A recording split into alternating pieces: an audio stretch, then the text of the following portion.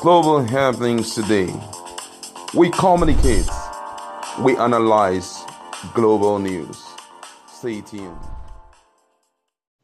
Hello, beautiful people. Welcome to Global Happiness Today YouTube channel. We have quite an interesting one. Ever since Peter Obi visited Chatham House, it has given a different dimension, particularly in international way.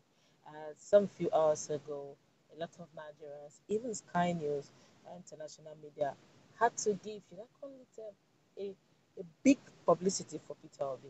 In fact, what they have to say will amaze you. While some time ago, Bola Ahmed Tinubu visited the same Chatham House, what trended was the fact that he was distributing questions to questions asked. Instead of him answering it, he was giving it to those who accompanied him to Chatham House. But the reverse was the case. And this is what um, Sky News described Peter Obi as. In fact, they went further to call him an antidote to big manism in Nigeria. But before we go into the news, Papa, kindly subscribe to our channel by clicking on the right subscribe button beside it. You see bell notification icon. Please go ahead, click on it to get notified as soon as we update our channel on YouTube. Well, according to the news, said young by Nigerian political standards at 61 and with a reputation for probity in a country rife with corruption, he is the man to watch. His supporters say that if he wins the presidency in February, it will show Nigerians democracy in a good shape to the world's first big election of 2023. Sky News had rare access to Labour Party candidates during a brief visit to London. He is, he said, the change agent in this election. We are trying to say, and everybody can see, especially the young, that something's wrong, and everyone can see that the country cannot continue on this trajectory leading to nowhere, he said. There is a buzz around Mr. Obi. He had come to address a foreign policy crowd at Chatham House, the think tank, with an extraordinary 100,000 joining to watch online. The Georgian square outside was thronged with people waiting for him afterwards, singing and chanting his name. Chatham House does not usually witness such scenes. His supporters say he is the antidote to what they call big manism in Nigeria, the all-powerful former army general or rich man who takes power through money and influence. Mr. Obi carries his own bag, they say, and owns only one wristwatch. Millions of Nigerians face starvation in the wake of the worst floods in a decade, overpopulation hitting the poorest as family planning remains contentious in Nigeria.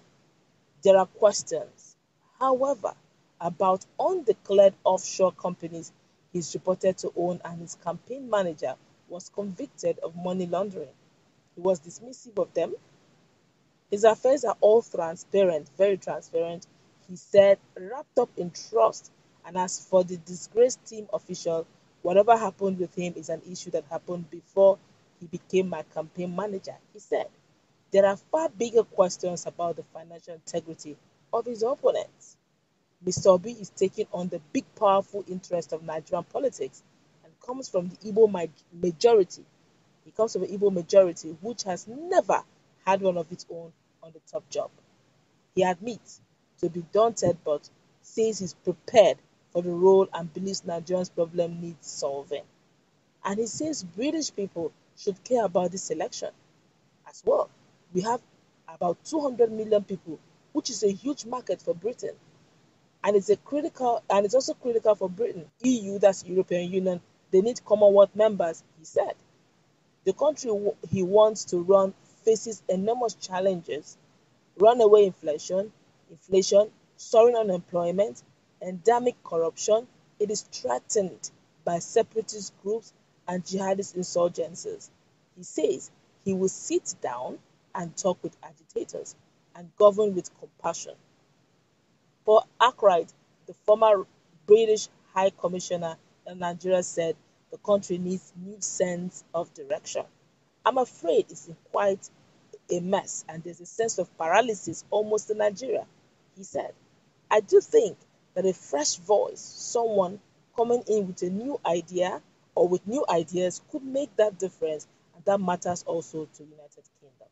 Wow, this is quite interesting because Technically speaking, without missing words, they kind of give their endorsement, judging the fact that Nigeria has been fantastically corrupt for a long while. To make matters interesting, you will agree with me that during the time of Bola Ahmed Tinubu's interview, there was really no popularity or publicity for him, and instead, it was even rather uncle that went there to, make a lot of noise, protest. Although it almost ended up like a joke or some sort of drama, where when he would say Atiku, no to Bola Ahmed Tinubu, Bola Ahmed Tinubu supporters were busy shouting, "Come, incoming president." It was more like a drama of some sort. But even Sky News could not believe their eyes. As at the time Peter Obi was online, was being interviewed, about 100,000 people were online.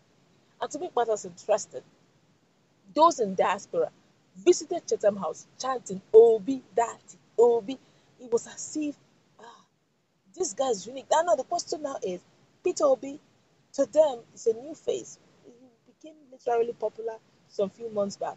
And this is the same Peter Obi that at the beginning, no one saw it coming. I cannot forget that tweet where he talked about the issue of football. And one wonderful Nigerian said, instead of you coming and buying form and contesting for presidency, you're busy talking about football. What's your business with football? We don't need you in football. Come and begin to analyze and judge the affairs of this country. The next time that guy will speak to him on Twitter again was a case of I will sue you if you don't pick it from.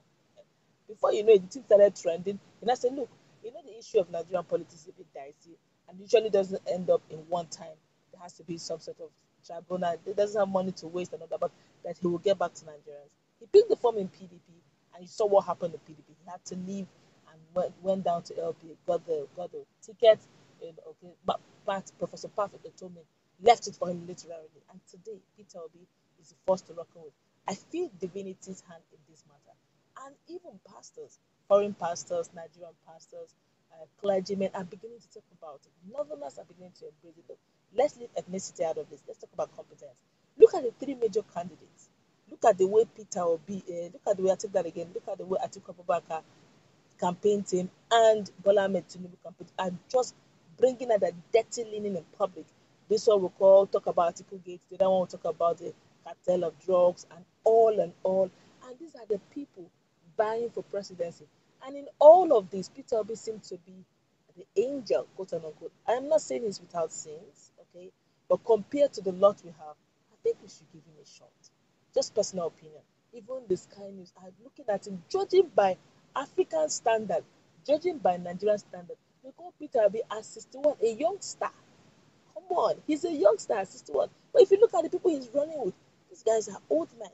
And that's to tell you that we've got what it takes. And Sky News is giving Nigerians that publicity, selling Obi to the world.